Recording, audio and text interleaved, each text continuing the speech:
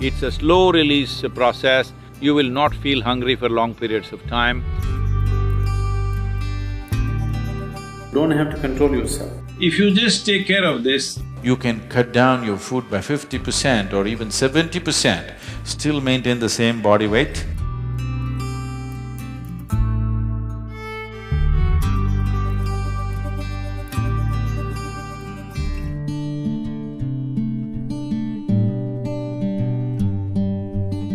Shifting at least 50% to millet diet, even if you cannot go 100% because of travel and other things, even shifting 50%, you will see three things. One thing is your general health and level of energy will be way higher than what you're experiencing right now. Next thing is, you can consume much less food and still be energetic and maintain your weight levels.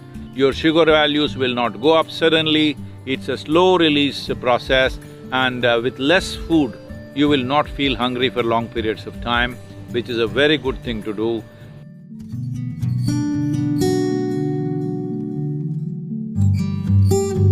See, there is a tendency in many people that if they have nothing to do, eating will simply happen continuously through the day. That is something you must avoid.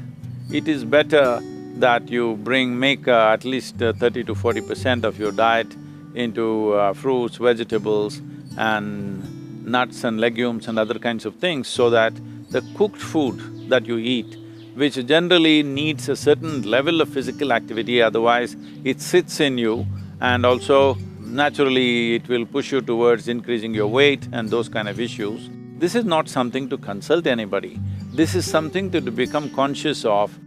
It is a simple common sense that if you're not using your body, naturally the amount of food that you consume has to come down. This doesn't mean you're dieting, this doesn't mean you're controlling something, no.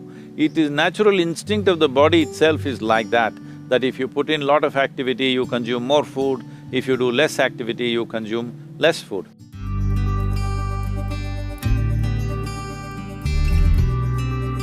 so in the yogic system, always the minimum gap between one meal and the next meal should be 8 hours.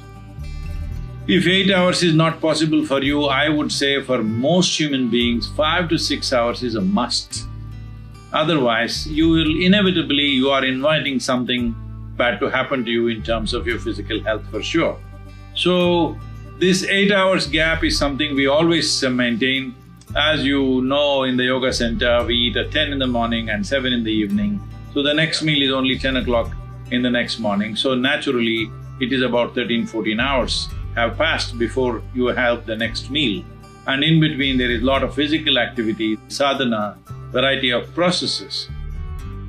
So, if you just take care of this, that you know for your height what is the weight and your muscle tone how it should be, if you manage this, how much you should eat, you decide. It is not something there has to be a prescription for everything, it is just that sensible eating. You don't eat whenever food comes in front of you, you don't do compulsive eating. You eat when you feel the body needs to eat for its energy and its maintenance of the system.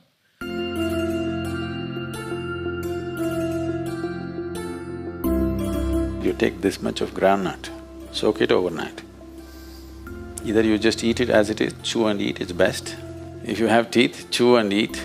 If you don't have, put it in a blender, put one banana, if necessary, one spoon of honey, drink this.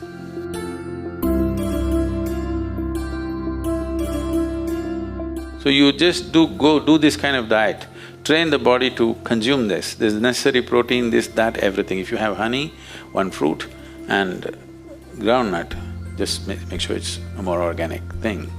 You have enough to sustain.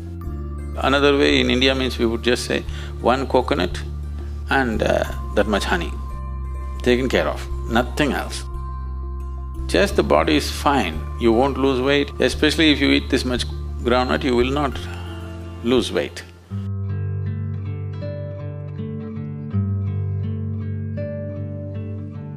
If you're doing yoga, definitely excess weight will go, because it not only is it functioning as an exercise, it rejuvenates the system and it brings so much sense into you that you will not overeat.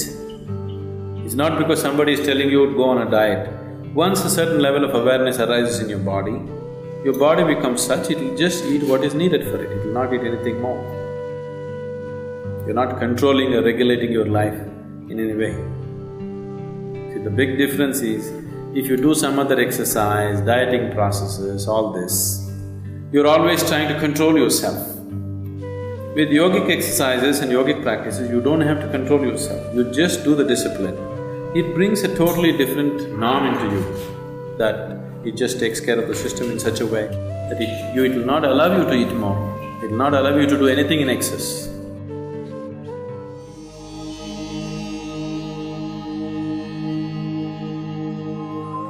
If you watch the natural cycles of the body, once in every 11 to 14 days, the body would like to go without food one day. Based on this natural cycle, once in one mandala, that is one mandala is 40 to 48 days, in these 48 days, 3 days will happen where your body does not need food. If you're conscious, you will see on that day you don't want to eat. Do you see even dogs and cats have this sense? On a certain day they don't want to eat, have you noticed this? If you're not conscious of these things, because those things are gone from human life for most of the people, so that is why generally in India traditionally is fixed every Ekadashi, the 11th day of the lunar cycle, you don't eat. It is fixed, so that 3 times in one mandala you do not eat. That is like a thumb rule. That's not the best way to do it.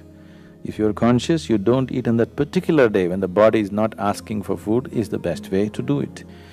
But if you want to fast, it's very important that your body is prepared with a certain sadhana, certain amount of, enhancement of energy. Otherwise, when the body is longing for food, if you deprive it, the body will struggle. Instead of simply depriving yourself of food, it's good to go on, let's say, a juice diet, vegetable and fruit juice diets, or the ash god, Ash god juice is a great thing. Ash god, lemon and little bit of honey, just going on 2-3 days on just this is a great cleanser and a great rejuvenator of the body. So, 1 day in a month or 2 days in a month, just going on that instead of simply fasting. After some time, if you drink 1 glass of juice in the morning, you don't feel like drinking anything till evening, just water is doing fine with you without any suffering in the body, then it's okay to fast.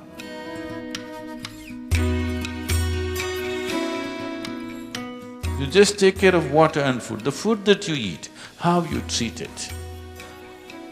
When food arrives in front of you, you treat it well because it has memory.